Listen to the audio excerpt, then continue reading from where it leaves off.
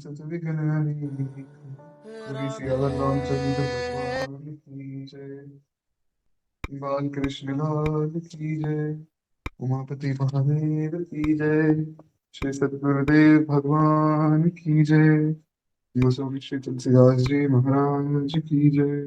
श्रीमद् रामचरितमानस भगवान की जय। सब संतन की जय। हरि शरणम अनंतानंत कोटि ब्रह्मांड नायक भक्त उत्तर शरण शरण कारण करुणा नागे। भगवान श्री सीताराम की महती कृपा करुणा से हम आप सब मानव जी का श्रवण लाभ दे रहे हैं। एक बार प्रेम से बोलिए जय जय श्री सीताराम। तो कल की कथा में हम लोग सुन रहे थे कि किस प्रकार भगवान मिथिला में जानकी जी के स्वयंवर में पहुंचे और भगवान को देखकर सब लोग बड़े प्रसन्न हुए। सब लोगों की जैसी भावना थी वे अपनी अपनी भावना के अनुरूप भगवान का दर्शन कर रहे हैं। गोस्वामी जी कहते हैं कि जाकी रही भावना जैसी प्रभु मूरत देखी तिन तैसी। जिसका जो जो भाव था वो उस भाव के अनुरूप भगवान का दर्शन कर रहा था। जैसे जो छोटे बच्चे थे वो भगवान को बड़े प्रसन्न होकर देख रहे थे, वहीं जो कुटिल राजा थे उन्हें अपना कोई प्रतिद्वंदी नजर आ रहा था। उन्हें लग रहा था कि मानो इनसे श्रेष्ठ कोई राजा है ही नहीं। जो भक्त बैठे थे उन्हें अपने इष्ट नजर आ रहे थे, और वहां जो राक्षस राजा का वेश बनाकर बैठे थे उन्हें अपना काल नजर आ रहा था। वो जिसकी जैसी भावना थी वैसा भगवान उसे दर्शन दे रहे थे महाराज। आगे गोस्वामी जी कहते हैं कि यहाँ से श्री जानकी जी अपनी सखियों के साथ आई। गोस्वामी जी लिखते हैं कि चली संग लय सखी सयानी, जो गावत गीत मनोहर बानी। सोहन अवल तन सुंदर सारी, जगत जननी अतुलित छवि भारी।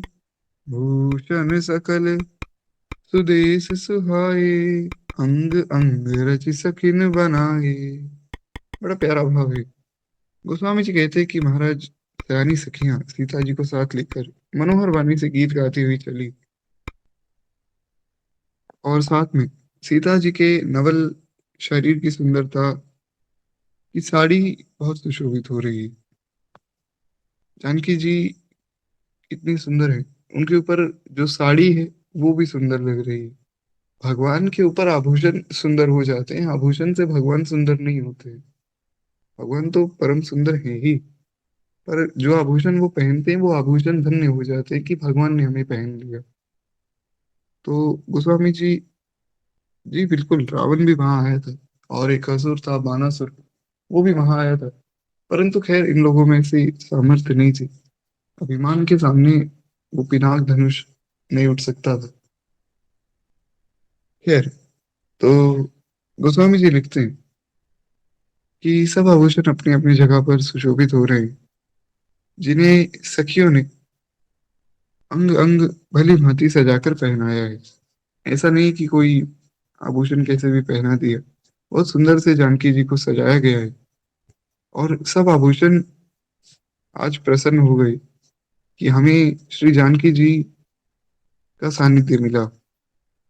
इसमें आभूषणों का सौभाग्य है। अब ये आभूषण भी ऐसे नहीं कि कोई नॉन लिविंग थिंग है, आभूषण भी चेतन है। भगवान की हर एक चीज चेतन होती है। भगवान का नाम भी चेतन है, भगवान का रूप भी चेतन है, भगवान के आभूषण भी चेतन है महाराज। खैर, गोस्वामी जी कहते हैं कि रंग भूमि जब सिय पगधारी, तो देखी रूप मोहे नर नारी। अर्षि सुरन दुंदुभि बजाई, बरषि प्रसून अपचरा गाई। कहते कि जब श्री जानकी जी रंग भूमि में पधारी तो वहां सब नर नारी उन्हें देखकर बड़े प्रसन्न हो गए, और सब देवता हर्षित होकर आसमान से फूल वर्षा कर रहे हैं, तो तुम भी बजा रहे हैं। और यहाँ पर जितने भी नर नारी थे या ऋषि मुनि थे वे प्रसन्न हो गए। जानकी जी इतनी सुंदर लग रही है कि जितने भी देवता आदि या जो असुर वहां राजाओं का रूप धारण करके बैठे थे, या वास्तव में जो राजा बैठे थे वे सब लोग मोहित हो गए। कुछ लोग तो उस रूप को देखकर वहीं बेहोश हो गए। ऐसा अद्भुत रूप। मुझे कहते हैं कि उस रूप का वर्णन कर पाना मेरे लिए संभव नहीं है। वे कहते हैं कि महाराज, सीता जी चकित चित्त से श्री राम जी को देखने लगी। अब सब सीता जी को देख रहे हैं, सीता जी श्री राम जी को देख रही हैं। और जैसे ही उन्हें भगवान मिले, तो अब उनकी नजरें भगवान पर स्थिर हो गई कि बस यहाँ से अब मुझे नजर नहीं हटानी। अब मुझे सिर्फ इस ओर ही देखना है। परंतु भगवान के साथ भगवान के गुरु जी बैठे। महाराज, अब गुरु जी से कैसे नजर बचाई जाए? क्योंकि अगर गुरु जी के सामने भगवान को देखेंगे फिर तो अमर्यादा हो जाएगी। और भगवान को देखना भी। तो जानकी जी कुछ थोड़े थोड़े समय बाद अपनी नजरें उठाकर भगवान की ओर देखती, ताकि मन में विश्वामित्र जी के भी ये ना आए कि देखो, ये केवल इन्हीं की ओर निहार रही, और भगवान का दर्शन भी हो जाए। गुरुजन लाग समाज बड़, देखि सिय सकुचानी, लागी बिलोकन सखिन तन, रघुवीर ही उरआनी। गोस्वामी जी कहते हैं कि गुरुजनों की लाज करके जानकी जी ने अपने नेत्रों को झुका लिया, और नेत्रों को झुकाकर वे बस बहुत प्रेम से सकुचाकर धीरे धीरे नेत्र उठाती और भगवान का दर्शन करती, फिर पुनः अपने नेत्र बंद कर लेती। तो ऐसे वे अपने प्रेम को प्रकट भी नहीं होने देती और दर्शन भी कर लेती महाराज। यही है प्रेम की दशा। वास्तव में प्रेम हो तो ऐसा ही हो, जो सबके सामने प्रकट भी ना हो और हमारा प्रेम भी बना रहे। जरूरी नहीं है कि हम जाकर सबको बताएं कि देखो भैया, हम भगवान के प्रेमी हैं। वो बताना जरूरी नहीं। आप भक्त हैं, वो बहुत अच्छी बात है, पर उसका शोर कर देना कोई बहुत जरूरी नहीं है। हाँ, किसी को आप जो है भक्ति की सीख देना चाहें कि आप भी भजन किया करो, आप भी तिलक लगाया करो, आप भी कथा सुना करो, वो बात तो अलग है। पर वैसे कोई हमसे पूछ नहीं रहा और हम जाकर कह रहे हैं कि हम तो भक्त हैं जी, तो ये बात गलत है। अपने प्रेम को गुप्त रखना चाहिए। गोस्वामी जी कहते हैं कि राम रूप अरु सिय छवि देखे, तो नर नारिन हरि निमेषे, जो सोचहि सकल कहत सकुचाही, विधि मन सिय करही मन माही, हरु विधि वेगी जनक जड़ताई, मति हमारी अस देखि सुहाई। तब नर नारी ने भगवान और जानकी जी की छवि देखी। अब देखिए, कहीं हम किसी सभा आदि में बैठे और वहां दो लोग ऐसे बैठे हैं जो सबसे ज्यादा सुंदर है, तो सबका ध्यान उनकी तरफ ही जाएगा। तो महाराज, सब लोग अब भगवान को और जानकी जी को देख रहे हैं। सबके मन में यही आ रहा है कि इन दोनों की जोड़ी क्यों नहीं बन जाती। अरे जनक जी, अपनी ये प्रण क्यों नहीं तोड़ देते? जनक जी को तो ये प्रण तोड़ देना चाहिए। क्या करेंगे इस प्रण का? अरे इतना सुंदर दूल्हा बैठा है, और ये भी नहीं कि कोई कमजोर दूल्हा हो, बड़े शक्तिशाली है महाराज, तारका को एक ही बार में मार दिया। और ऐसा भी नहीं कोई गरीब व्यक्ति हो। माता पिता को ये चिंता रहती है कि हमारी बेटी का विवाह उनसे हो जो कुछ अच्छा कमाते हो, ताकि वो घर को अच्छे से चला सके। तो ऐसा भी नहीं कि कोई सामर्थ्यहीन व्यक्ति हो जिसके पास कोई साधन नहीं। चक्रवर्ती सम्राट के बेटे हैं, और इनमें भी वे सभी गुण हैं जो कि चक्रवर्ती जी में, बल्कि इनमें तो दो गुण ज्यादा हैं। अभी हम आगे सुनेंगे भगवान का जब राज्याभिषेक होगा। तो महाराज, राज्याभिषेक में हुआ क्या कि दशरथ जी के कुछ बाल सफेद हो गए। अब एक दिन दशरथ जी का मुकुट थोड़ा सा हिल गया, तो उन्होंने दर्पण उठाया और मुकुट सीधा कर रहे थे, तो उन्होंने देखा कि कान के पास जो बाल हैं वो सफेद हो रहे हैं। तो वो समझ गए कि संकेत मिल गया है। अब महाराज, अपना राज्य छोड़ो और बेटे को राज्य सौंप दो। जीवन में हर एक वस्तु हमें संकेत देती है कि भजन में लग जाओ, समय नहीं। लेकिन संसारी जीव इतना मूर्ख है कि वो समझ ही नहीं पा रहा है। जैसे जैसे हम बड़े होते हैं, अवस्था बड़ी होती है, तो घुटने कमजोर हो जाते हैं। सीख मिल गई कि बस छोड़ दो काम, अब भजन करो। नहीं माने, घुटने ही रिप्लेस करवा दिए। बाल सफेद हो रहे हैं, लोग डाई लगाना शुरू कर देते।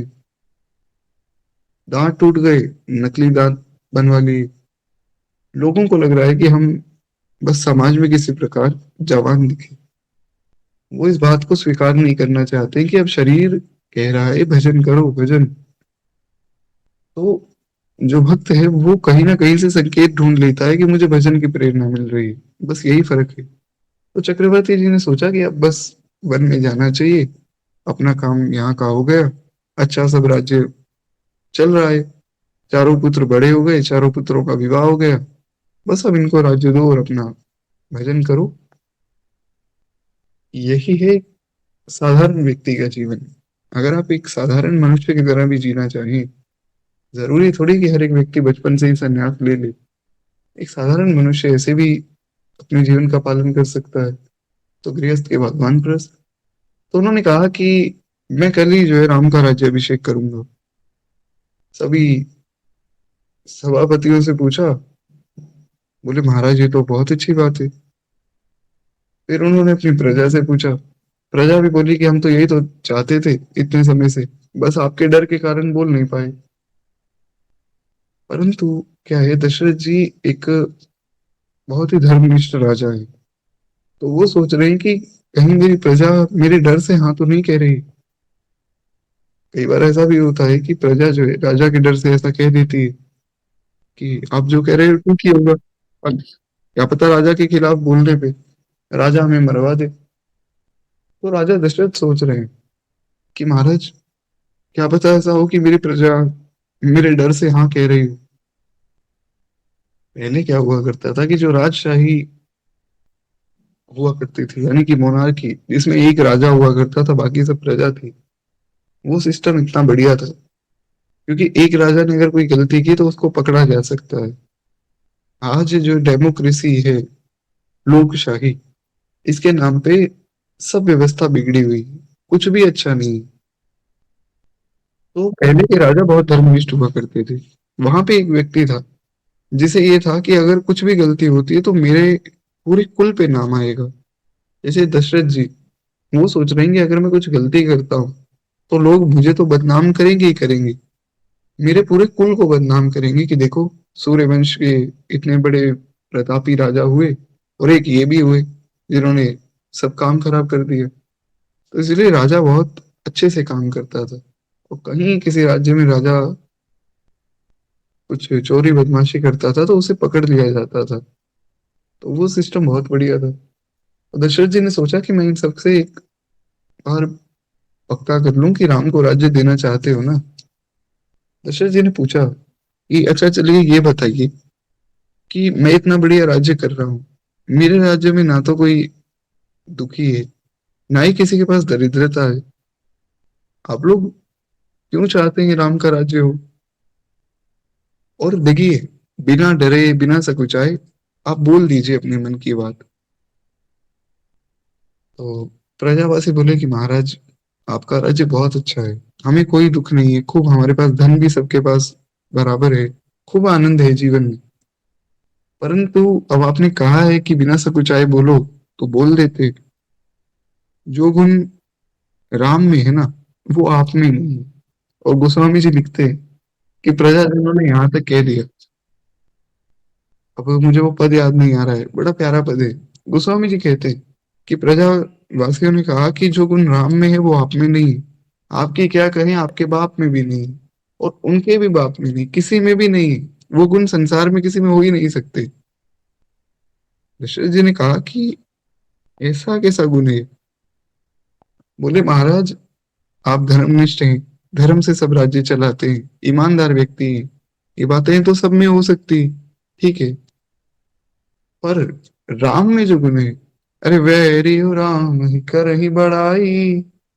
कोई व्यक्ति देखा है जिसका वैरी उसकी बड़ाई करता हो? दुश्मन का मतलब क्या है? जो आपके विरुद्ध हो, जो आपके खिलाफ बोले। राम के दुश्मन भी उसकी बड़ाई करते हैं। रावण से एक दिन मंदोदरी ने कहा कि आप इतनी बड़ाई करते हो राम जी की, राम इतने प्रतापी हैं, राम ऐसे हैं, राम वैसे हैं, तो मित्रता कर लो ना, दे दो जानकी को वापस। रावण बोला कि ये काम थोड़ा कठिन है, क्या है कि मेरा स्वभाव बन चुका है चोरी चकारी का, तो इसलिए अभी काम में छोड़ नहीं सकता हूँ, मेरा अहंकार मुझे मारेगा। रावण जानता था, और वो उसके कारण मर भी गया, इसीलिए वो मूर्ख था। पर रावण भी भगवान की बड़ाई करता था। खरदूषण आए भगवान को मारने शूर्पणखा के साथ, तो खरदूषण ने कहा कि देखो तुम इतने सुंदर हो, तुम्हें मारने का मन नहीं करता है, तुम अपनी पत्नी हमें दे दो, हम चले जाएंगे। जितने भी भगवान के वैरी हुए, सब लोग भगवान की बड़ाई करते हैं, और ये भी नहीं केवल राम रूप में, भगवान कृष्ण रूप में आए। मामा जी को चिंता हो गई कि महाराज काल आ गए, मामा जी रोज नए खिलौने भेजते, ठाकुर जी सबको खत्म कर देते। तो मामा जी नित्य भगवान का चिंतन करते रहते कि अभी कृष्ण ऐसी चाल चलेगा, अभी कृष्ण ऐसा कुछ करेगा। तो उस नित्य चिंतन से भी भगवान ने उनका कल्याण कर दिया। जीव का धर्म यही है कि भगवान का नित्य स्मरण करता रहे। तो वहां पर कंस भी भगवान की बड़ाई करता रहता था, दो चार गुण तो गिनवा ही देता था। मामा शकुनी, शकुनी और दुर्योधन मिलके कुछ ना कुछ प्लान बनाते कि किस प्रकार कृष्ण को हम जो है कृष्ण के साथ छल किया जाए।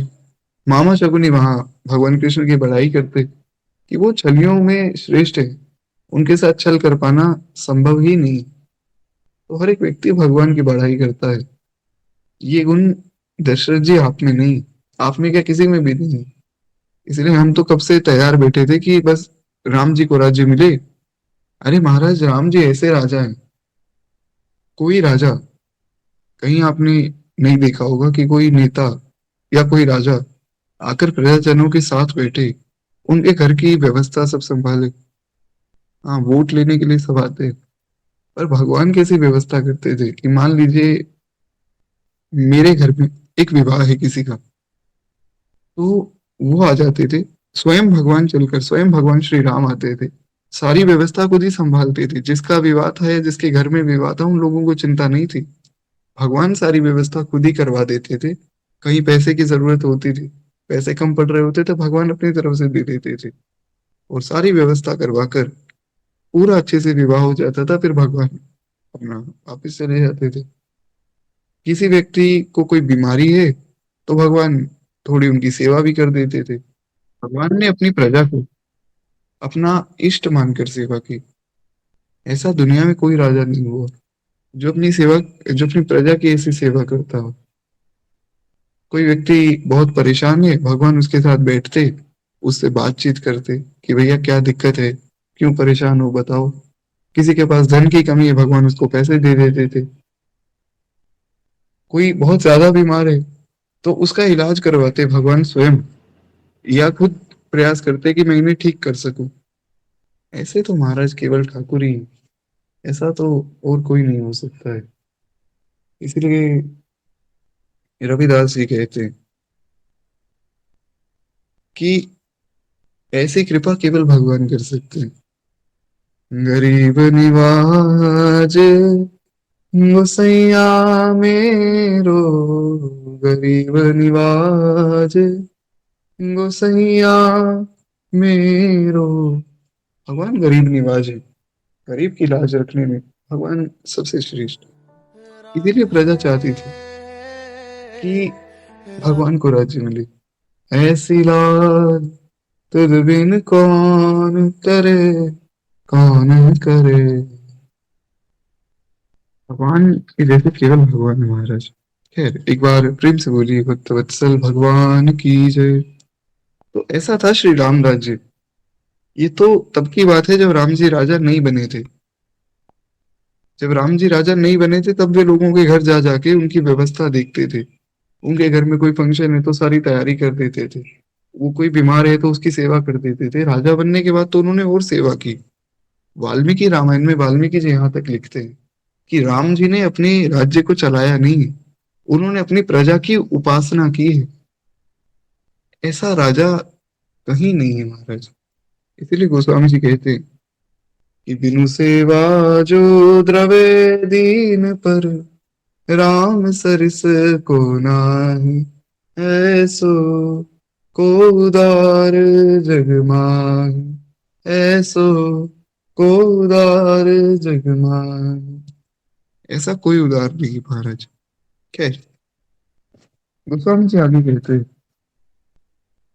हम चर्चा कर रहे थे कि हाँ, श्री राम जी और जानकी जी की जोड़ी देखकर सब लोग बड़े प्रसन्न हैं और सभी सोच रहे हैं कि इन दोनों का विवाह हो जाए और दशरथ जी अपने जनक जी अपने इस प्रण को तोड़ दें।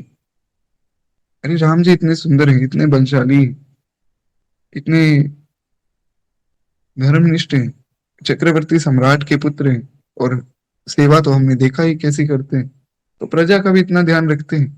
तो जो व्यक्ति प्रजा का इतना ध्यान रख रहा है, वो अपनी पत्नी का कितना ध्यान रखेगा। तो इसलिए राम जी का ही इनसे विवाह करवा दो। क्यों फालतू चक्करों में पड़ते हो कि कोई धनुष उठाएगा, प्रत्यंचा चढ़ाएगा, ये सब क्या करोगे इसका। सब लोग ऐसा सोच रहे हैं।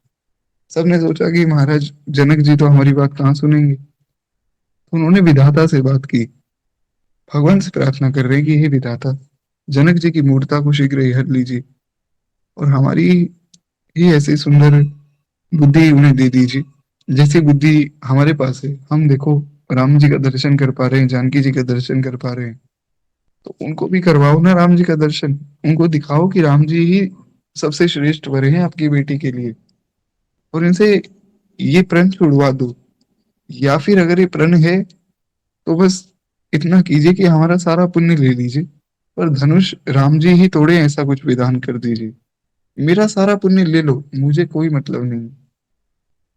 ये है सब मिथिला वासियों का भाव। सब महाराज परम वैष्णव है।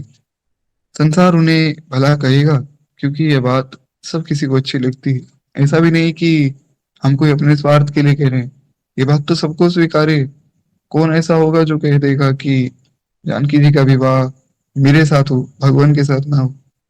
जो भगवान को देखेगा वो यही कहेगा कि इनके लिए ही सब कुछ बना है। तो किसी के हृदय में कोई गलत भाव भी नहीं आएगा। सब लोग इसी लालसा में मग्न हो रहे हैं कि जानकी जी के योग्य वर तो केवल वो सांवला ही है, और कोई यहाँ योग्य दिखता नहीं है। तब राजा जनक ने बंदी जनों को बुलाया, जो भाट होते हैं, भाट यानी कि जो नृत्य आदि करते हैं या कुछ सेवा आदि करते हैं, तो उन सबको बुलाया। और विरुदावली भी, विरुदावली एक लिस्ट होती है जिसमें पूरे वंश का वर्णन होता है। तो उन्होंने पूरी विरुदावली सुनाई कि जिसमें जनक जी के राज्य में इतने बड़े बड़े राजा हुए, सब धर्मनिष्ठ हुए, सब एक से बढ़कर एक भक्त भी हुए। तो वो सब उन्होंने सुनाया और उसके बाद उन्होंने सारी सब रूल सुनाए कि भैया ऐसे ऐसे जो आपको धनुष को उठाना है, प्रत्यंचा चढ़ानी है। तो सब लोग ऐसा बैठकर सुन रहे थे। राजा ने कहा कि जाकर मेरा प्रण सबसे कहो, भाट चले। और हृदय में कोई कम आनंद नहीं था। उनके हृदय में बड़ा आनंद है कि आज हम श्री जानकी जी का विवाह देखेंगे। बचपन से उन्होंने जानकी जी को खेलते हुए देखा है, तो आज वे भी मन में बड़े प्रसन्न हैं। हाथों ने श्रेष्ठ वचन कहे। वे कहते हैं कि हे पृथ्वी का पालन करने वाले सभी राजाओं, ध्यान से सुनिए। अब इन्होंने कहा कि देखो प्रतिज्ञा ये है कि धनुष पर प्रत्यंचा चढ़ानी है। तो सब राजा खड़े हो गए। अब सब लोग चलने लगे। सबको रोका गया कि भैया थोड़ी बहुत तो आप तमीज रखिए, थोड़ी बहुत तो मर्यादा रखिए कि कैसे आप लोग एक साथ सब उठ गए प्रत्यंचा चढ़ाने आ रहे हैं। अरे भैया, आप कोई बच्चे हो क्या। तो पहले ही सबकी बेइज्जती हो गई। इतनी बेइज्जती के बाद आधे राजा तो वहीं रुक गए कि हमारा इतना अपमान हो गया, हम नहीं सहेंगे, तो हम धनुष नहीं उठाएंगे। आधे राजा इसलिए रुके हुए थे कि जानकी जी हमारी पुत्री है, क्योंकि हम धरती के स्वामी हैं। तो जानकी जी धरती से उत्पन्न हुई है, भूमिजा है, इसीलिए हम अपनी बेटी की से तो विवाह करेंगे नहीं। तो वे इसलिए नहीं विवाह कर रहे थे। आधे राजा इसलिए रुके हुए थे कि वे जानते हैं ये कोई साधारण दंपति नहीं, ये परात्पर परब्रह्म परमात्मा सच्चिदानंद आनंद घन भगवान है। तो भगवान श्री राम हमारे पिता, जानकी जी जगत जननी है। अब जगत जननी से हम भी बात थोड़ी करेंगे, वो तो हमारी माँ है। तो कुछ राजा इसीलिए जो है लड़ना नहीं चाहते थे, वे प्रतिज्ञा नहीं चढ़ाना चाहते थे। तो बहुत से राजा तो ऐसे थे जो बैठकर केवल देख रहे थे, और बाकी जो राजा बचे, उनको अभी भी शर्म नहीं आई कि हमारी इतनी बेइज्जती हो गई। वो फिर भी कह रहे हैं कि चलो कोई बात नहीं, आप नियम बता दो, हम फिर उठ जाएंगे। तो उन्होंने नियम बताया कि देखो, ऐसे नहीं आना है एक साथ कि आप धनुष उठाने आ जाओ। सब लोगों को एक साथ नहीं आना है, एक एक करके सब आइए, और अपनी विशाल भुजा उठाकर जनक जी प्रण कहते हैं कि नृप भुज बल विधि शिव धनु राहु, और गुरु कठोर विदित सब काहू। रावण बाण महाभट भारे, देखी सरासन गवहि सिधारे। वो क्या कि राजाओं की भुजाओं का जो बल चंद्रमा है, शिव जी का धनुष राहु है, और सब भारी कठोर है, ये सबको विदित है। अब देखिए, यहाँ पर एक सूत्र समझिए, गोस्वामी जी ने पहले ही कह दिया, नृप भुज बल विधि शिव धनु राहु। जो राजाओं की भुजाओं का बल तो चंद्रमा है, और शिव जी का धनुष राहु है। यानी कि वो सबसे पहले इनके बल पे ग्रहण लगाएगा, इनका बल पहले ही हरण हो जाएगा, क्योंकि सबको पता है बहुत भारी है, और इतने बड़े भारी धनुष को उठा पाना संभव नहीं है। पर फिर भी सब घमंड में है कि नहीं, हम उठा लेंगे। और बस यही दिक्कत है, जब जीवन में अभिमान आया तो सब काम बिगड़ जाता है। अभिमान एक ऐसी वस्तु है जो आपको पतन की ओर ले जाती है। नारद जी के मन में अभिमान आया कि मैंने तो देखो शिव जी को भी जीत लिया। शिव जी ने तो काम को जीता था, क्रोध आ गया था, कामदेव को भस्म कर दिया। मुझे देखो, अरे मैंने तो काम को भी जीत लिया, क्रोध को भी जीत लिया, और ऊपर से वो कामदेव बैठकर और उनकी बड़ाई कर रहा था कि आपके जैसा महात्मा तो कहीं नहीं है, आपने इतनी तपस्या की कि मेरे सब बाण आपके सामने फीके पड़ गए। तो जिता कान अहमिति मन माही, अहंकार आ गया। तो भोले बाबा के पास गए, कहा बाबा, आपको एक बात बतानी। बाबा बोले बताओ नारद जी, बड़े दिन बाद आए। बोले बाबा, आपने कामदेव को जीता था। बोले हाँ, जीता तो था। तो बोले आपको गुस्सा भी आया था उसके बाद, कामदेव को आपने भस्म कर दिया था। बोले बाबा, बोले हाँ, गुस्सा तो आया था। वो क्या है, उसने हृदय पे बाण मारा, और हृदय में राम जी बैठे, तो इसलिए क्रोध आ गया। पर चलो कोई बात नहीं, अब मैंने वरदान दे दिया है, वो आ जाएगा कृष्ण रूप में, जब भगवान आएंगे तो वो वापिस आ जाएगा। तो इसमें आप क्या बताने आए हो? नारद जी ने कहा कि बाबा, मैं ऐसे ही जा रहा था, घूम रहा था, और मुझे बड़ा सुंदर एक वन दिखा, तो मैं वहां बैठ गया, तपस्या करने लगा, और आप मानोगे नहीं, मैंने काम को भी जीत लिया, क्रोध को भी जीत लिया। अब तो मैं आपसे श्रेष्ठ हो गया हूँ। बोले बाबा, बोले कि आप तो महात्मा हैं, आप तो संत हैं, आप तो सदैव ही मुझसे श्रेष्ठ रहे हैं। पर एक प्रार्थना है कि जाकर ये बात भगवान हरि को मत बताना। नारद जी ने कहा क्यों? बोले कि देखो ऐसा है, वो ठाकुर जी बड़े कौतुकी हैं, आप उनको जाके बताओगे और वो कुछ ना कुछ लीला करेंगे, और वो लीला करेंगे तो फिर आपको परेशानी हो जाएगी। तो इसलिए उनसे बचो, उनको ये बात मत बताना। वो अगर सामने से भी पूछें तो भी मत बताना, टाल देना बात को, बताना मत। नारद जी बोले ठीक है। वहां से विदा लेके चले, पिताजी के पास पहुंचे, ब्रह्मा जी को कहा पिताजी, ऐसे ऐसे सब बात है। ब्रह्मा जी ने कहा ये तो बड़ी अच्छी बात है नारद, लेकिन बेटा जाके भगवान को मत बताना। सब लोग रोक रहे हैं, नारद जी माने नहीं, भगवान के पास पहुंच गए। अब भगवान तो भगवान है महाराज, आगे पीछे खुद की स्तुति करवाते रहते हैं। आज नारद जी आए तो खुद खड़े होकर नारद जी का स्वागत कर रहे हैं। पहली बार ऐसा हुआ है कि कोई व्यक्ति वैकुंठ पहुंचा है और भगवान उठकर उसका स्वागत करें। भगवान उठे, उठकर नारद जी को हृदय से लगाया, कहा नारद जी, आप तो बड़े समय बाद आए। अरे आपके जैसे महात्मा का दर्शन करके तो हम पवित्र हो जाते हैं। नारद जी ने कहा तो हो ही जाओगे पवित्र प्रभु, क्या पता आप में भी एक दो विकार निकल आए। मुझ में कोई विकार नहीं, ना मेरे अंदर काम है ना क्रोध है। तो भगवान ने कहा कि नारद जी आज बड़े खुश लग रहे हो, क्या बात है? नारद जी ने सोचा शायद शिव जी मुझसे जल रहे हैं। उन्होंने तो खाली काम को जीता था, मैंने दोनों को जीता है, तो मुझसे जलते हैं, इसीलिए शायद मुझे मना कर दिया। लेकिन मैं तो बताऊंगा। भगवान को सारी बात बता दी। और आगे की कथा तो सबको ज्ञात ही है। भगवान ने माया से एक नगरी रची, जिसमें एक बहुत सुंदर स्त्री, जो कि उनकी माया ही थी, विश्व मोहिनी, उसे रचा। विश्व मोहिनी से नारद जी विवाह करना चाहते थे, परंतु महाराज नारद जी के विवाह में भगवान बीच में आए और आकर भगवान उनको ले गए। विश्व मोहिनी जी ने भगवान से विवाह कर लिया। नारद जी हैरान परेशान हो गए कि ये हुआ क्या है, विवाह तो मेरा होना था, ये भगवान बीच में कहाँ से आ गए। उन्होंने भगवान को बहुत से श्राप आदि भी दिए। जब भगवान ने सारी माया हटाई तब नारद जी को समझ आया कि ये अहंकार के कारण हुआ है। केवल अहंकार आया तो इतना सब खेल रचा गया। अहंकार ना आता तो सब काम बन जाता। भोले बाबा की बात मैं मान लेता, संत की बात मान लेता, तो मैं बच जाता। तो यहाँ से शिक्षा ये लेनी है कि जीवन में किसी भी बात का अहंकार नहीं होना चाहिए। जो है सो भगवान की दया से ही। हालांकि नारद जी के साथ ऐसा कुछ नहीं हो सकता है।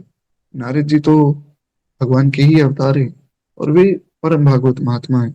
ये केवल एक लीला है ताकि हम सबको शिक्षा मिल सके। खैर, एक बार प्रेम से बोलिए श्री नारद जी महाराज की जय। अब यहाँ भी जो सब राजा बैठे हैं, उनके मन में बड़ा अहंकार है कि हमसे ज्यादा बलशाली कौन होगा। और उसमें भी रावण, बानासुर आदि, ये सब बैठे हैं। इनको लग रहा है कि ये तो सब बच्चे हैं हमारे सामने। रावण सोच रहा है कि मैंने तो देवताओं को जीत लिया, काल को जीत लिया, ये धनुष मेरे सामने क्या है। तो गोस्वामी जी कहते हैं बड़े भारी भारी होता है वहां बैठे रावण और बानासुर भी इस धनुष को उठाने के लिए आए हैं। और चुपचाप वे चलते हैं। पहले रावण गया। रावण ने सोचा कि फटाफट धनुष उठा के विवाह करके मैं यहाँ से चलूं, आगे का काम भी करना है। तो उसने धनुष को उठाया। गोस्वामी जी कहते हैं उठाना तो दूर की बात, रावण की छूने तक की हिम्मत नहीं हुई। वो उसको छूने गया, वो धनुष हिला नहीं। रावण समझ गया कि ये मुझसे हिलने नहीं वाला है, क्योंकि ये मेरे बस की बात नहीं। बानासुर गया। बानासुर ने सोचा कि जब रावण से ही नहीं हिला तो क्या पता मुझसे भी ना हिले, और मुझसे ना हिला तो बेइज्जती होगी। तो ये दोनों पहले ही भाग गए कि कहीं हमारी बेइज्जती ना हो जाए। रावण अपनी बेइज्जती से बहुत डरता था। हुआ क्या कि भगवान की पूरी सेना आ गई और महाराज अंगद जी को सबने भेजा। अब अंगद जी से सब डर रहे थे, क्योंकि उससे पहले हनुमान जी जाकर आए थे, और हनुमान जी ने सारी लंका ही जला दी थी। जारा नगर निमिष एक माही, एक विभीषण कर ग्रह नाही। तो अब सब लोग कांप रहे थे अंगद जी को देख के। उनको लगा ये उन्हीं का कोई छोटा भाई होगा। तो सब लोग पहले हाथ जोड़ के खड़े हो गए कि भैया हमें कुछ कहना मत, हमारे घर क्यों जलाते हो, वो अंदर अंदर चले जाओ, रावण वहां बैठा है, जाकर उसको पकड़ लो। सब समझ गए थे कि सारी गलती रावण की है। तो अंगद जी सोच रहे थे कि मैं तो कहाँ जाऊंगा, रास्ता ढूंढना पड़ेगा, देखना पड़ेगा। अबे मन में प्रसन्न हो गए कि ठाकुर जी की बड़ी प्यारी लीला है, मुझे तो कुछ करना ही नहीं पड़ रहा है, सब रास्ता खुद ही दिखा रहे हैं। रावण के पास पहुंचे। रावण भी मन में डर गया कि कहीं वही वानर तो वापस नहीं आ गया जो लंका जला के गया था। लेकिन बाहर से वो ऐसा कठोर है, बाहर से अंगद जी पर हंस रहा है। अंगद जी ने उसकी बेइज्जती कर दी, तो बोला कि अरे ये तो सब लीलाएं, इसीलिए मैं करवा रहा हूँ कि इन बच्चों को भी थोड़ी प्रसन्नता मिल जाए, वरना ये लोग आएंगे मैं इन्हें ऐसे ही मार दूंगा, तो ऐसे कुछ मजा नहीं आएगा। खेल है, इसको अच्छे से खेलेंगे। तो ऐसे सब बातें करके उसने अपनी प्रजा को अपनी ओर कर लिया। भगवान आ गए। भगवान युद्ध की तैयारी करने लगे। सबने कहा कि युद्ध की तैयारी हो रही। अंदर से रावण डर गया। वाल्मीकि रामायण पढ़िए, वाल्मीकि रामायण में वाल्मीकि जी दिखते हैं कि रावण डर गया कि अब मेरा अंत निकट आ गया, अब मैं मरने वाला हूँ। पर ऊपर ऊपर से सबको हौसला देता जा रहा है। वाल्मीकि महर्षि वहां लिखते हैं कि रावण जैसे जो मूर्ख लोग होते हैं, वो अपना काल देखते हुए भी भगवान की शरण में नहीं जाते, और यही लोग वास्तव में मूर्ख हैं। खैर, तो रावण अपनी बेइज्जती के डर से वहां से भाग गया। अब उसी शिव जी के कठोर धनुष को आज इस राज्य यज्ञ में जो भी तोड़ेगा, यानी कि जो भी उठाएगा, तीनों लोकों में विजय के साथ ही उसको श्री जानकी जी बिना किसी विचार के हठ पूर्वक वरण करेंगे। उसका विवाह जानकी जी से हो जाएगा और तीनों लोकों का स्वामी भी वही कहलाएगा, क्योंकि ये धनुष शिव जी का धनुष है, कोई साधारण धनुष तो है नहीं। सुनीपन सकल भूप अभिलाषे, भट माने अतिशय मन माखे, परिकर बांधि उठे अकुलाई, चले इष्ट देवन सिर नाई। सब बड़े प्रसन्न हो गए महाराज। सब राजा ललचा उठे कि चलो फटाफट हम जाके धनुष तोड़ दें, हमारा विवाह हो जाए। जो वीरता के अभिमानी थे वे मन में बड़े प्रसन्न हुए। गोस्वामी जी कहते हैं, परिकर बांधी उठे अकुलाई, अपनी अपनी धोती बांध ली सबने। अब यहाँ पर बहुत से भाव हैं जो रामायण के रसिक संत कहते हैं। वे कहते हैं कि परिकर बांधे उठे कुलाई का क्या अर्थ है। एक तो सिंपल सा अर्थ है कि सबने अपनी कमर कस ली, कमर कस के सब खड़े हुए मोटिवेशन के साथ। लेकिन जो विशेष अर्थ है वो सब रामायण के रसिक संत कहते हैं कि महाराज वो अपनी धोती बांध के खड़े हुए कि कहीं इतना भारी धनुष है, उठाते उठाते धोती खुल जाए, बेइज्जती हो जाए सबके सामने। तो उन्होंने अपनी धोती को पहले टाइट किया कि कहीं हमारी बेइज्जती ना हो जाए। सब उठे, अपने अपने इष्ट देव को सिर नवाकर चले। वे लोग तुम तमाकर बड़े पाव से जा रहे हैं, शिव जी के धनुष को देखते हैं और देखते ही फिर एक हाथ से उठाने का प्रयास करते हैं। करोड़ों भांति से जोर लगाते हैं, धनुष नहीं उठता। फिर दोनों हाथ से प्रयास करते हैं, फिर भी नहीं उठा। फिर जो है धनुष के पास जाकर बैठ गए और उसके उठाने की कोशिश कर रहे हैं, वो नहीं उठ रहा है। तो कुछ राजा वहां समझ गए। पहले कुछ राजा तो पहले से ही बैठे हुए थे, जिनको ये पता है कि जानकी जी जगत जननी है, या जो जानकी जी को अपनी पुत्री मानते हैं, या फिर जो भक्त हैं। तो कुछ राजा तो ऐसे ही बैठे हुए थे। अब कुछ राजा और समझ गए कि ये धनुष इतना भारी है, ये हमसे नहीं उठेगा, तो क्यों अपनी बेइज्जती करवानी, बैठे रहो। तो अब केवल 10,000 राजा रह गए जो धनुष उठाना चाहते हैं। तो सब एक एक करके गए, कोई उठा नहीं पाया। अब वे मूर्ख राजा तमतमाकर धनुष को पकड़ते हैं, परंतु जब नहीं उठता तो लजा कर चले जाते हैं। कहाँ मूंछों को ताव देते हुए जा रहे थे, अब मूछे माचे सब भूल के अपनी नजरें छुपाते हुए भागते हैं, सीट पे बैठ जाते हैं। मानो वीरों की भुजाओं का बल पाकर वे धनुष अधिक अधिक भारी होता जा रहा है। जैसे जैसे एक एक व्यक्ति आ रहा है, वो धनुष और भारी होता जा रहा है। जिनके कछु विचार मन माही, चाप समीप महीपन जाही। ये चौपाई बड़ी प्यारी है। गोस्वामी जी संकेत कर रहे हैं कि सुधर जाओ, आपको जब ज्ञान मिल जाए तब सुधर जाओ। अर्जुन ने कहा, भगवान मैं संन्यास लेना चाहता हूँ। अर्जुन पहले अध्याय में भगवान को ज्ञान दे रहा है कि महाराज मैं इन सबको मार दूंगा, इनकी स्त्रियां पतित हो जाएंगी, वर्ण संकरता आ जाएगी, फिर तो सारे समाज के लिए हानिकारक है। भगवान ने कहा, अर्जुन तुम नपुंसक जैसी बातें मत करो, उठ के लड़ो, तुम्हारा काम है लड़ना। ये सब बातें सोचना तुम्हारा काम नहीं है। तुम्हें क्या लगता है कि तुम इनको मार रहे हो? इनको मैं मार चुका हूं। तुम नहीं मारोगे तो किसी और निमित्त से मर जाएंगे, लेकिन अपने धर्म का पालन नहीं करोगे तो तुम नरक जाओगे। ये बात निश्चित रूप से माननी पड़ेगी। क्षत्रिय का धर्म है कि वो समाज की रक्षा करे। आजकल के क्षत्रिय तो केवल कहने के लिए क्षत्रिय है महाराज, इंस्टाग्राम की बायो में सब लिख देते हैं, लेकिन वास्तव में ना तो किसी में अंदरूनी इतनी शक्ति और ना ही किसी में वो भाव कि हम सेवा करें।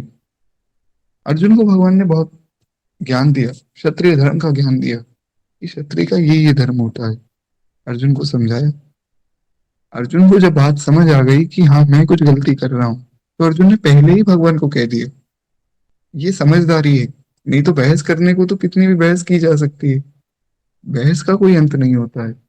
पर अर्जुन समझ गए कि शायद मेरी गलती है, शायद मैं कोई बात समझ नहीं पाया हूँ, तो मैं भगवान से पूछ लेता हूँ। तो उन्होंने भगवान को कहा कि कार्पण्य दोषो उपत स्वभाव पृच्छामि त्वाम धर्म स्मृति चेत। अर्जुन ने कहा प्रभु, दूसरे अध्याय के 7वें श्लोक में, कि प्रभु मैं तो कार्पण्य हूँ, मैं कुछ नहीं जानता हूँ, आप मुझे बताइए, आप मुझे धर्म का ज्ञान दीजिए कि मुझे क्या करना चाहिए। शिष्यास्ते हम शालिमाम त्वाम प्रपन्ना, मैं आपका शिष्य हूँ। अब अर्जुन समझ गए, इसीलिए उनको भगवान ने पूरा ज्ञान समझाया, और समझाने के बाद अर्जुन लड़े और उन्हें भगवान की प्राप्ति हुई। तो इसीलिए यहाँ पर संकेत है कि जब आपको समझ आ जाए कि हम कुछ गलती कर रहे हैं, उस गलती को रोक दो, वरना आपका अहित ही होगा। अब यहाँ पर कुछ राजा रुक गए, बाकी नहीं रुके। तो गोस्वामी जी कहते हैं, भूप सहस दस एक ही बारा, लगे उठावन टरई न टारा, डगई न शंभु सुरासन कैसे, कामी बचन सती मन जैसे। कहते कि महाराज एक साथ 10,000 राजा आए, भूप सहस दस एक ही बार, सब एक साथ आ गए। जनक जी ने सोचा कि तुम फिर वही हरकतें कर रहे हो, अरे थोड़ी मर्यादा रखो, थोड़ा थोड़ा तो दिमाग लगाओ कि 10,000 राजा एक साथ धनुष को उठाएंगे तो विवाह किससे होगा। बोले महाराज वो हम बाद में डिसाइड कर लेंगे, आपस में युद्ध करके देख लेंगे, पर धनुष उठाना बहुत जरूरी है। इज्जत की बात आ गई, तो सब एक साथ आ गए, धनुष को उठाने की कोशिश कर रहे हैं। पर शिव जी का धनुष कैसे नहीं दिखता था, जैसे कामी पुरुष के वचन से सती का मन चलायमान नहीं होता है। जो पतिव्रता नारी होती है, उनका मन कामी पुरुष के वचन सुन के चलायमान नहीं होता है, उनको कोई फर्क नहीं पड़ता है। या सरल शब्दों में ऐसा समझे कि जो भक्त होता है, उसके सामने जैसे माया का कोई प्रभाव नहीं पड़ता है, वैसे ही धनुष के सामने राजाओं की ताकत का कोई प्रभाव नहीं पड़ा, वो और भारी हो गया, और 10,000 राजा मिलके भी उसे नहीं उठा पाए। सब राजा उपहास के योग्य हो गए, सबकी बहुत बेइज्जती भी हुई वहां पे। और जैसे वैराग्य के बिना सन्यासी उपहास के योग्य हो जाता है। अब कोई सन्यासी है जो महाराज वैरागी तो है नहीं, बैठे हैं। कुछ ऐसे भी सन्यासी हुए जो फिल्मों में भी काम कर रहे थे, आज तो खैर सब जेल में। कुछ ऐसे भी लोग हुए जो खुद को भगवान ही साबित करने पे लगे हुए थे, आज सारे भगवान जेल में बैठे हैं। तो सन्यासी में वैराग्य हो। सन्यासी अगर धन मांग रहा है, सन्यासी अगर संसार में आनंद ले रहा है, तो फिर तो उसका उपहास होना चाहिए। कहते हैं महाराज, कीर्ति विजय और बड़ी वीरता, इन सबको वे धनुष हाथों में बरबस हार कर चले गए। कि धनुष तो उठा ही नहीं, वो तो बात अलग ही हो गई कि जानकी जी से विवाह नहीं होगा। उसके साथ साथ उन्होंने अपनी कीर्ति को भी हार दिया। अपनी जो इतना यश फैला हुआ था कि ये ऐसे प्रतापी, तो आगे से अब जो भी व्यक्ति उनको बुलाता है, वो ऐसा ही बुलाता है कि हम जानते हैं आप कितने प्रतापी हैं, आपसे एक धनुष नहीं उठाया गया।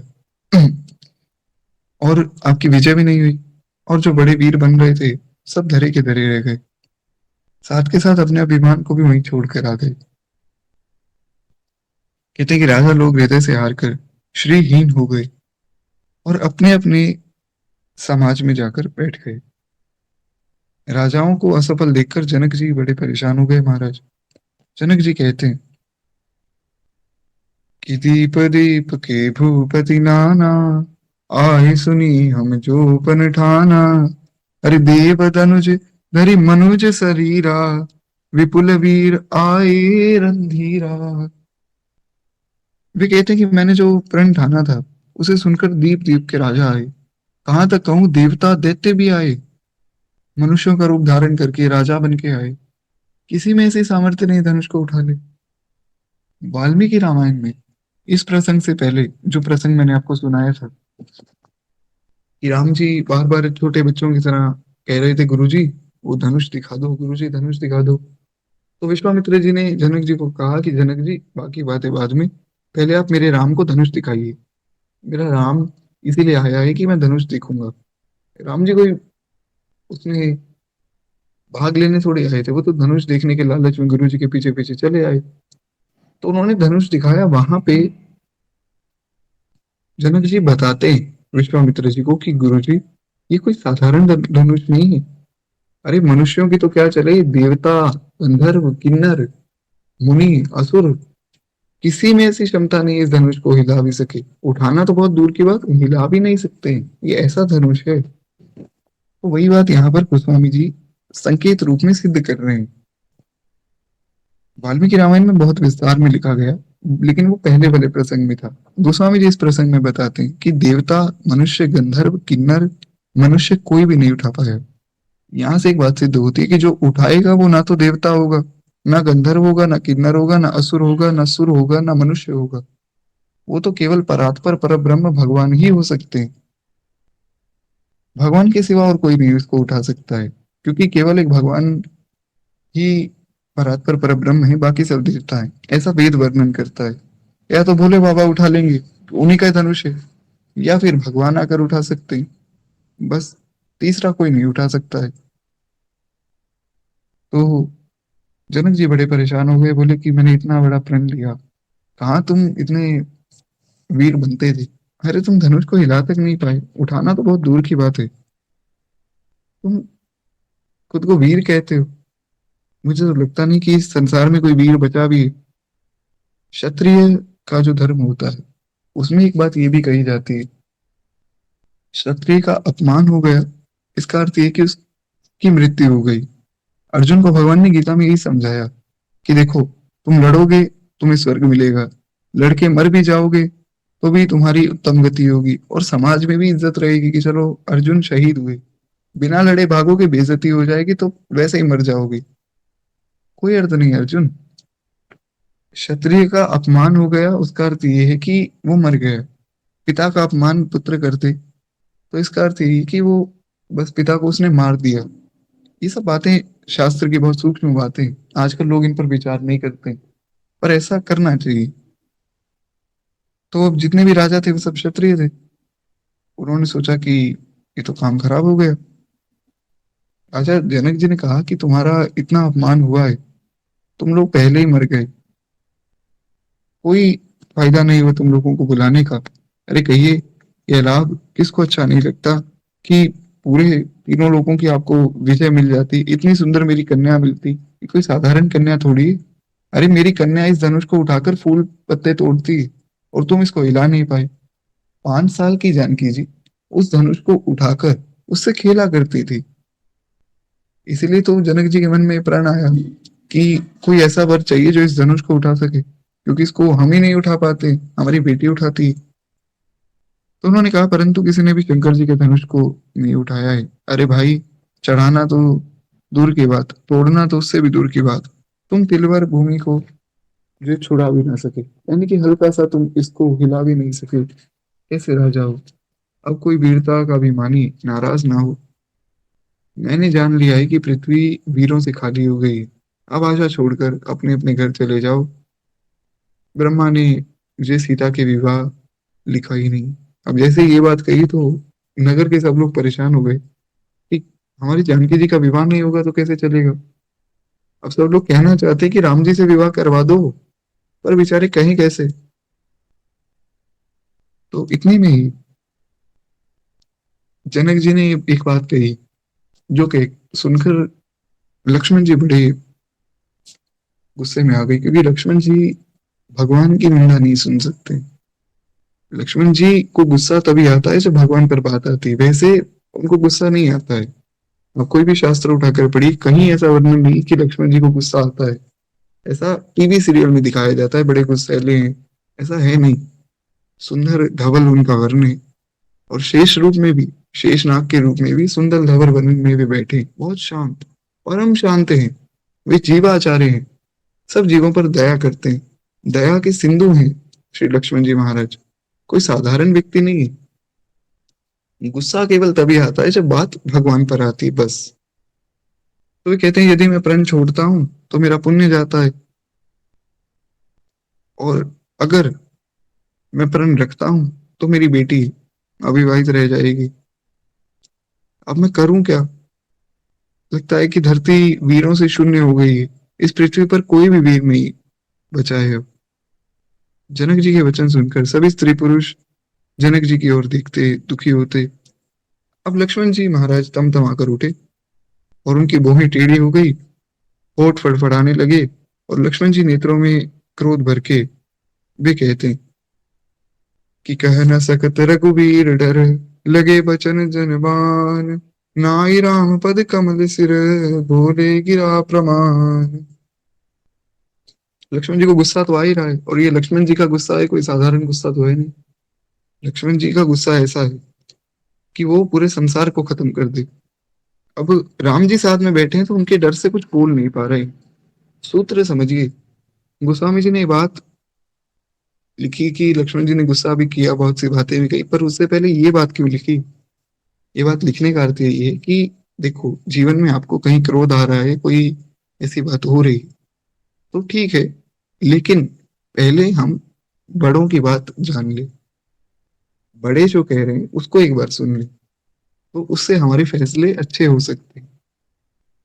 हर एक व्यक्ति के जीवन में कोई एक ऐसा व्यक्ति हो, कोई एक ऐसा मेंटोर, कोई एक ऐसा गुरु हो, या कोई एक ऐसा घर का कोई बड़ा व्यक्ति हो जो उसको अच्छी सलाह दे सके। अर्जुन को अगर भगवान ये ना सिखाते कि अर्जुन तुम्हें युद्ध करना चाहिए, तो अर्जुन तो भाग चुके होते। तो इसलिए एक व्यक्ति जीवन में ऐसा होना चाहिए जिसकी सलाह हम लें और उसकी सलाहों पर हम विश्वास करें। तो राम जी की ओर भी देखते हैं, थोड़ा सा भी ऐसा कुछ आते हैं कि राम जी के सामने कैसे बोलूंगा, पर जनक जी के वचन उनके हृदय से लग गए, तो श्री राम जी के चरणों में प्रणाम करके कहते हैं, भैया मैं जो बोलूंगा आप मुझ पर कृपा करना कि मैं कुछ गलत ना बोलूं, गलत बोलूं तो आप मुझे बुला लेना। तो अब उन्होंने बातें कहनी शुरू की, बस केवल एक दो चौपाइयां हम सुनेंगे, आगे पूरी बात तो कल की कथा में सुनेंगे। लक्ष्मण जी कहते हैं, रघुवंशी ने महु जहाँ कोई हो, तिहि समाज अस कही नहीं को, और कही जनक जैसी अनुचित वाणी, विद्यमान रघुकुल मनि जानी।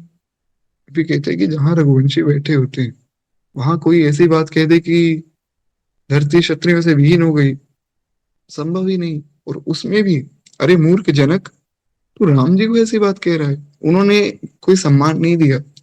अरे जनक जी, या श्री जनक जी महाराज, या महाराज, कुछ नहीं, वे कहते मूर्ख जनक, तू राम जी के सामने ऐसी बात करता है। जहां रघुकुल का कोई व्यक्ति बैठा हो वहां तो ऐसी बात कहने की हिम्मत नहीं, उसमें भी राम जी बैठे हो जो रघुकुल के मुनि हैं, उनके सामने ऐसी बात कहना शोभा नहीं देता है ये बात। अरे सुनहु भानुकुल पंकज भानु, जो कहूँ सुभाव न कछु अभिमानु, जो तुम्हारे अनुशासन पावु, तो कंदुक इव ब्रह्मांड उठावु। वे कहते हैं कि हे सूर्य कुल रूपी कमल के सूर्य, सुनिए, मैं स्वभाव से ही कहता हूँ, कुछ अभिमान नहीं है, पर स्वभाव से ही कह रहा हूँ, यदि मेरे भैया की आज्ञा हो जाए, धनुष, धनुष तो क्या है, मैं इस पूरे ब्रह्मांड को गेंद की तरह उठाकर पटक सकता हूँ, ऐसी क्षमता है मुझ में। आपको क्या लग रहा है कि धनुष कोई बहुत बड़ी बात है? बचपन में खेला करते थे ऐसे धनुष से हम, कुछ नहीं है धनुष हमारे सामने। अरे काचे घट जिमी डारों फोरी, सकऊं मेरी मूलक जिमि तोरी, तव प्रताप महिमा भगवाना, को बापुरे पिनाक पुराना। कहते हैं कि मैं अगर चाहूं इसे, पूरे ब्रह्मांड को, धनुष की बात नहीं कर रहे हैं वे, ब्रह्मांड की बात कर रहे हैं, पूरे ब्रह्मांड को गेंद की तरह उठाकर पटक दूं, इसे कच्चे घड़े की तरह तोड़ डालूं, मैं सुमेरु पर्वत की को मूली की तरह तोड़ सकता हूँ। लेकिन लेकिन ये प्रताप मेरा नहीं है, प्रताप मेरे राम जी का है। ये बहुत जरूरी बात है जीवन में। हम कहीं किसी को कुछ कह रहे हैं, उसमें ये बात होनी चाहिए, हनुमान जी परम भागवत क्यों है? क्योंकि वे खुद को कुछ मानते ही नहीं। सो सब तब प्रताप रघुराई, नाथ न कछहु मोर प्रभुताई। वे कहते हैं प्रभु, इतना सब काम करके आए, लंका भी जला दी, भगवान ने थोड़ी कहा था लंका जला देना, भगवान ने तो ये कहा था पता कर लो जानकी वहां है या नहीं, बस। वे लंका में गए, लंका भी जला दी, रावण को समझा भी दिया, विभीषण जी का भी कल्याण करके आ गए, वहां सब जितनी राक्षसियां थी उनको भी चेतावनी देकर आ गए, लंकिनी का भी उद्धार करके आ गए, सुरसा को भी मार दिया, जितने भी राक्षस रास्ते में मिले सबका कल्याण कर दिया। इतना काम अकेले करके आ गए। और आकर भगवान ने पूछा तो कहते प्रभु ये तो सब आपने किया है, मैं कौन हूँ करने वाला। ये विनम्रता होनी चाहिए, चाहे कोई भक्त हो या ना हो। विनम्रता बहुत जरूरी है। ज्ञान से विनम्रता आती है। ज्ञान से अगर अभिमान आ रहा है तो ज्ञान अज्ञान है। विद्या ददाति विनयम। लक्ष्मण जी ने इतनी सब बातें कही। उन्होंने कहा मैं चाहूं तो गेंद की तरह उठा लूं, चाहूं तो कच्चे घड़े की तरह तोड़ दूं। यहाँ पर एक सूत्र है कि वे गुस्से में भी अपने होश को नहीं खो रहे हैं। वे कहते हैं कच्चे घड़े की तरह तोड़ सकता हूँ। इसका अर्थ ये है जैसे कच्चा घड़ा टूट जाए तो वापस बन सकता है, पका हुआ घड़ा अगर आप तोड़ दें तो फिर उसे जोड़ा नहीं जा सकता है। कच्चे घड़े को तो कच्ची मिट्टी है उसे वापस बना लो। तो लक्ष्मण जी कहते हैं कि मैं ऐसा तोड़ना नहीं चाहता हूँ, मैं तो केवल बता रहा हूँ। वे कहते हैं सुमेरु पर्वत को मूले की तरह तोड़ सकता हूँ अगर मेरे भैया मुझ पर कृपा करें तो ये तो कहाँ पुराना धनुष है, ये बेचारा, ये तो मेरा हाथ लगते ही टूट जाएगा। यहाँ शिव धनुष की निंदा नहीं कर रहे हैं, वे भगवान के बल को दिखा रहे हैं कि अगर भगवान की कृपा हो जाए तो इनकी कृपा से सब काम हो सकता है। जो लंगड़ा व्यक्ति है, वो पहाड़ चढ़ सकता है। जो व्यक्ति बोल नहीं सकता है वो सुंदर गीत गा ले भगवान की कृपा से। ये केवल और केवल भगवान की कृपा का प्रभाव है। खैर, गोस्वामी जी कहते हैं कि ऐसे लक्ष्मण जी ने बहुत सी बातें कही। आगे कुछ एक ऐसी बात कही जो थोड़ी, जिसमें भगवान ने उन्हें रोक दिया। अब वो बात हम कल की कथा में जानेंगे। आज वाणी को यही विश्राम देते हुए केवल 2 मिनट प्रेम से हम लोग माने जी की आरती करें। बस मेरी एक विनम्र प्रार्थना है कि अब कथा में बने रही। भगवान का विवाह होने वाला है, ना भूतो ना भविष्य, ऐसा विवाह ना हुआ ना हो सकता है। तो आप लोग रेगुलर बने रहिए। एक बार प्रेम से बोलिए भक्त वत्सल भगवान की जय। जय जय श्री सीताराम। आरती श्री रामायण जी की। कीर्ति कलित ललित श्री की। आरती श्री रामायण जी की।